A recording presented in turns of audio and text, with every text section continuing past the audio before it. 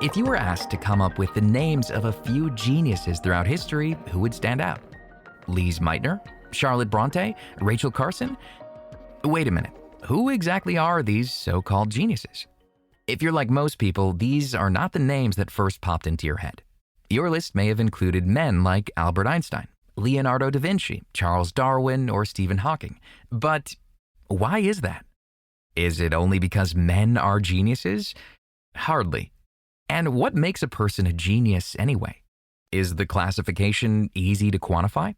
I think it's very subjective. I think most of the ways that we've used genius or tried to quantify genius in the past, from crazy things like the size of one's head to the things we use now like IQ, have just been found to be over and over again not very valid. All an IQ test does is determine how good you are at taking an IQ test.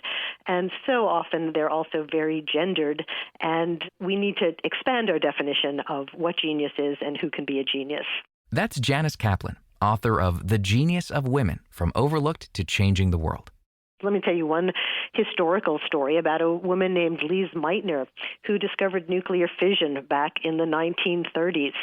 And it was a great discovery that won the Nobel Prize, but she didn't win the Nobel Prize. Her male lab partner did, because the men on the Nobel Committee just couldn't imagine that it could be a woman who made this great breakthrough.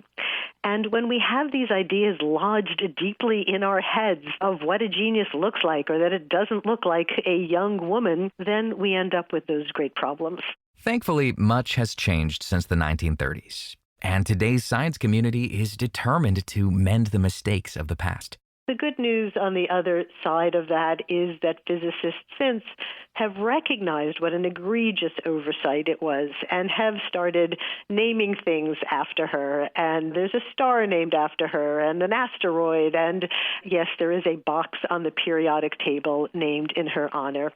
And that is very encouraging to realize that perhaps we're starting to recognize some of the people who have been overlooked for way too long. While Meitner received some past due credit for her discoveries, what's the full breakdown of female scientists who've been recognized for their contributions to the field? 6% of Nobel Prize winners are women overall, and that boils down to just 3 in physics, and 5 in chemistry, and 12 in physiology or medicine.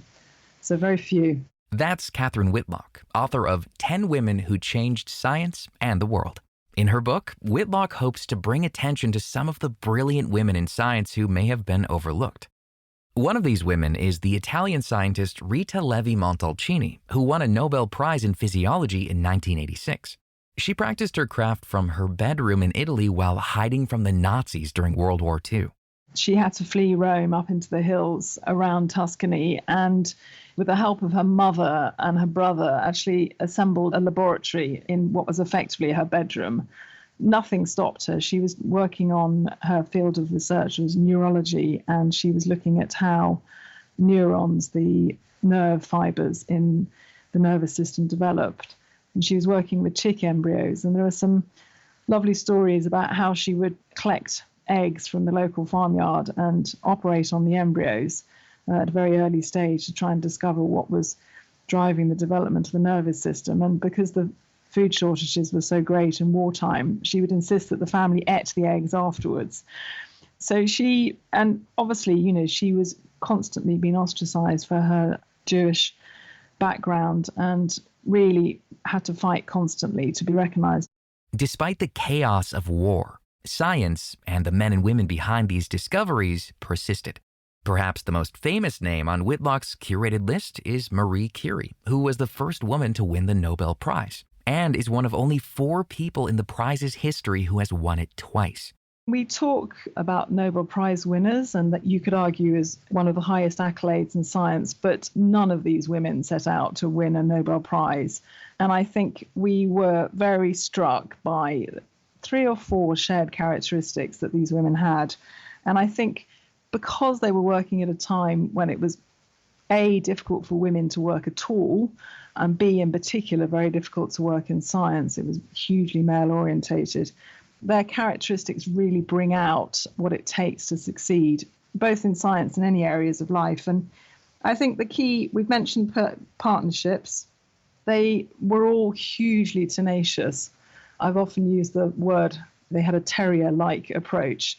They never gave up digging away, even when, as was frequently the case, the working conditions were absolutely appalling, to the point that Marie Curie died because of her science from radiation sickness. The challenges women like Rita Levi-Montalcini and Marie Curie faced during the 20th century are unimaginable in today's landscape. Kaplan says it would have been easy to blame men for the extraordinary achievements of women that have been largely ignored. But that doesn't do anything to solve the problem. It's not just that we live in a patriarchy, but the patriarchy lives in us. It's very hard sometimes to realize how affected we are by the ethos. It becomes the very air we breathe. And so if you're expected to do something and everybody you see around you is behaving in that particular way, it doesn't occur to you that there's something else. Or if it does, it's very, very difficult to achieve. I spoke to so many wonderful women geniuses, women doing extraordinary work for this book, but I'm also aware that each one of them had to figure out her own path. We're still at a point where women are achieving things and they're the first woman to do it. And that was kind of startling to me. You think somehow that we're long beyond that. Kaplan says today's big names in science exhibit the same kind of tenacity and positive outlook that female geniuses of the past embodied. I did find over and over again that the women who did succeed had a positive attitude and looked beyond that. And I think if you spend a lot of your time thinking of yourself as a genius and concerned about what's holding you back, it's very hard to focus on your work too. I know it's a little bit unfair because it is saying that every woman has got to work this out for herself and figure this out for herself. But victimization, which I think sometimes the feminist movement has taken on a little bit too much now, in my view, has not been a positive for women.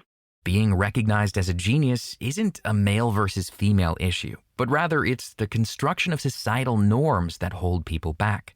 I think it's important to understand that many of the traits that we're talking about in men and women are a lot more similar than they are different, and that a lot of the differences are really culturally enforced. And so much of the neuroscience research now is finding that some of the distinctions we think we make between male and female brains is also pretty unfounded. One researcher said that she has never seen an exclusively male or exclusively female brain, that most brains, all brains, are mosaics of traits. And isn't that a nice way to think of it? That a mosaic is kind of interesting, right? And we all have bits and pieces of who we are. And so if we recognize people as individuals, I think we allow everybody to move a lot farther and a lot faster. So the next time you're asked to name a genius, rather than jumping to the stereotypical answer of Einstein or Shakespeare, look further to the names that may have been overlooked. Read up on the contributions of Lise Meitner or Charlotte Bronte or any of the many women named in these books. Janice Kaplan's The Genius of Women and Catherine Whitlock's book, 10 Women Who Changed Science and the World.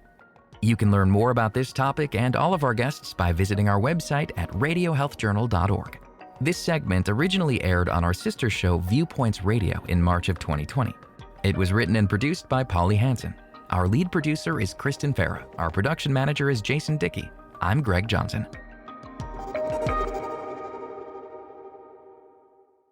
Coming up next week on Radio Health Journal. I remember asking my friend whose wife is a nurse. They both looked at each other and said, "That's not good, Gary. You have to get that checked out."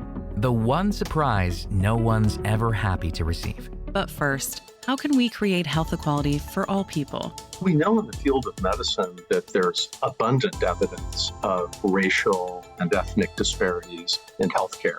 All that and more on Radio Health Journal. I'm Elizabeth Westfield, host of Radio Health Journal.